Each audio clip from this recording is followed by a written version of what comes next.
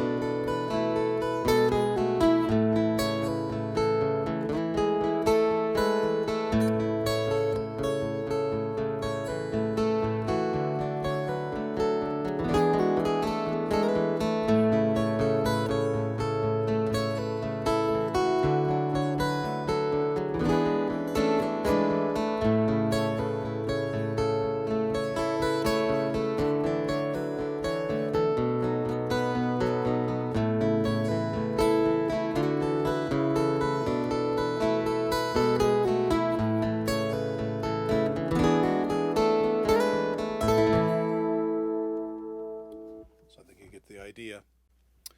So we're going to dive in a little bit more into how the signal flow thing happens right now. Be right back. Okay, this is something I like to do. Again, thinking about signal flow is water. Very, very quickly. So acoustic guitar comes into the input of your looper, and then it goes out of your looper, obviously, into your mixing board, and then out of your speakers. Very simple, very straight ahead. And again, I like to imagine water flowing into the looper, coming out of the output into a channel. Another cool thing that you can do is you can, before you get into the looper, between the acoustic guitar, what you could do is do some other pedals. So you can do, in fact, I have one right here. So this is one example of a pedal. This guy right here is kind of fun. So you can put that in your signal chain, and then after you've played your riff, so to speak, and you want to add like a bass part, you just turn this guy on, get your adjustments right so it drops your, maybe your low E or whatever it is that you play down an octave. So that's kind of fun. And while I'm at it, this was the first looper I ever had. right here. Pretty cool little machine. It still works. It's kind of one of my backup machines. And again, super duper simple. You know, turn it around here. So your input would go simply into the instrument input, and your output goes out of the output. And the only thing you have to do is just balance your dry signal here, usually somewhere in the middle for this particular pedal, the amount of the loop playback versus the level of the input guitar. And that's basically it. So that's my kind of concept for for a very simple looping setup. So let's talk about timing. When it comes to looping, having good time is really important. So, practice with your metronomes and whatnot.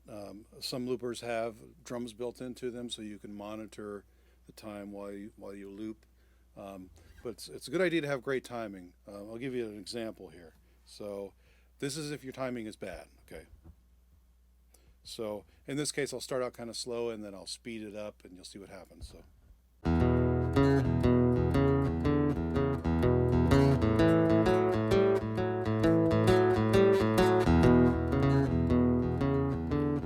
So you can see there.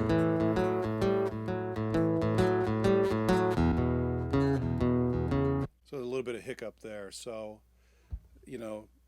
what I like to do is we'll do that same thing in time.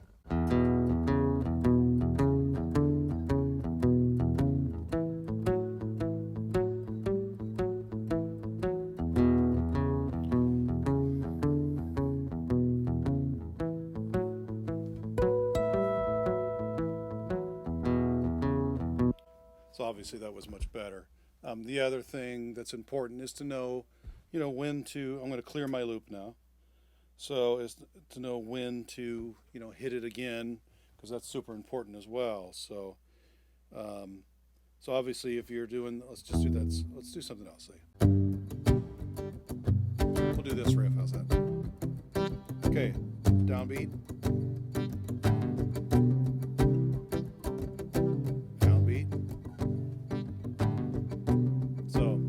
See how important that is to making your loops sound like they're in time. Some of you may already have kind of come this far, and that's great. Stick with me, because as the videos go along, we're going to get more and more advanced with things. At the end of this video, I'll show you some possibilities with the current rig that I have, which is kind of fun. So, but that's the importance of timing. So let me tell you a little bit about this guitar. It's a Taylor Brazilian 714 CE. I have a kind of a nice something that I added aftermarket. It's a LR Baggs dual Class A system. So there's two inputs. There's the little piezo pickup in here, piezo, whatever people want to call it, and then another pickup here. And then this guy kind of mixes the two. It sends it to the output. That output goes into the looper and then into the PA. And that's my guitar. Let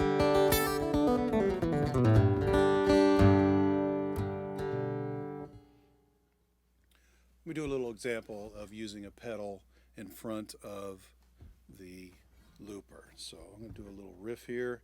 Maybe Dave Matthews thing, and then I'll add the bass with a little bass pedal. Okay.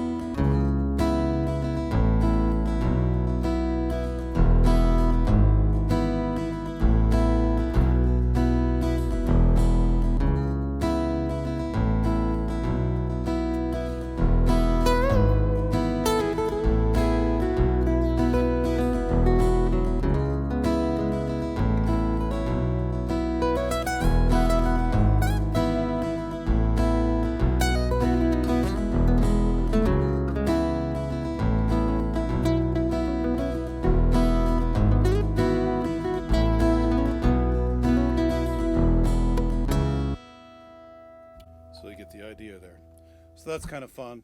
So there's a whole new world when you start to add pedals and things before the looper. So again, your effects can be recorded onto the looper. And then once they're there, you can go back to maybe a dry signal and play over the top of it, that kind of thing. So that's an example right there. So here's another example of something you can do, again, with having effects before the looper. So let's do this little Tom Petty thing here. So.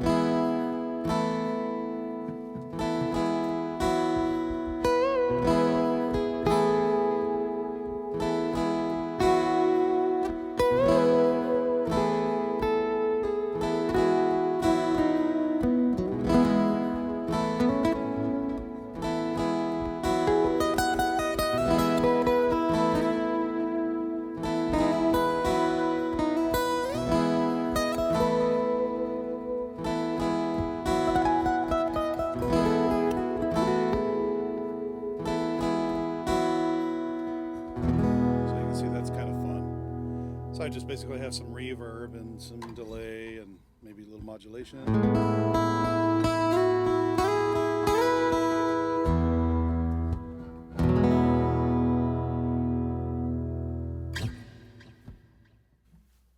All right, so I'm going to give you just a quick example of things I can do with my full rig. This is something you can work up to eventually, but it sure is a lot of fun when you get there. All right, here we go.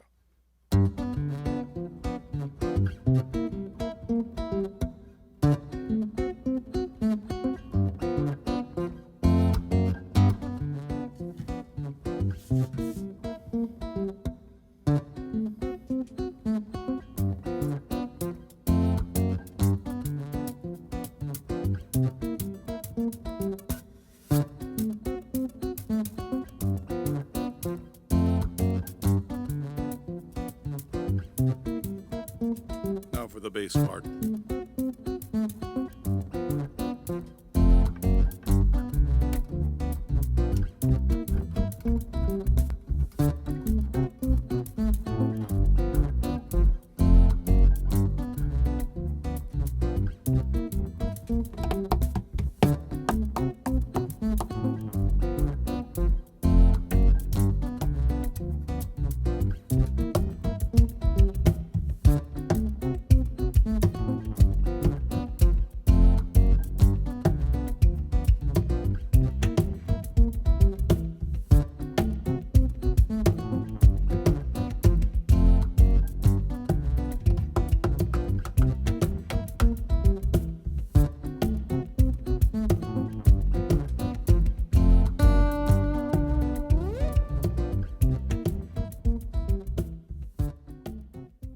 Hey everybody, my name is Ray Nesbit.